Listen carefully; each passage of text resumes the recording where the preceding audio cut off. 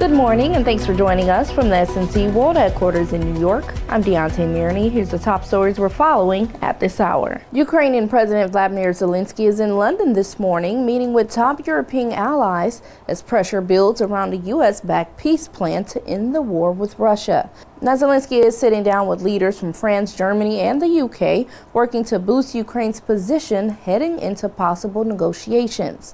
He says the talks will focus on security guarantees, air defense support, and long-term funding as Ukraine continues to face heavy Russian attacks. Israeli Prime Minister Benjamin Netanyahu says Israel and Hamas are expected to move into the second phase of their ceasefire soon, a step he says will begin once Hamas returns the remains of the last hostage still held in Gaza. Netanyahu made the announcement during a news conference in Tel Aviv alongside visiting the German chancellor. The ceasefire's next phase calls for disarming Hamas, demilitarizing Gaza, and deploying an international force to secure the territory.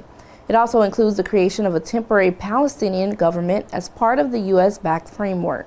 President Trump is publicly blasting Texas Congressman Henry Cuellar, accusing the Democrat of showing a lack of loyalty after Trump pardoned Cuellar and his wife in a federal bribery and conspiracy case.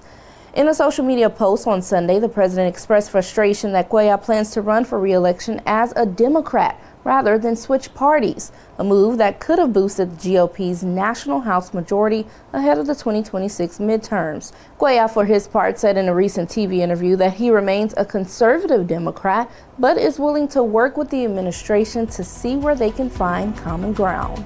For 24/7 news from around the world, head to snc.tv and follow us on X at Salem News Channel. In New York, I'm Deontay Mierney.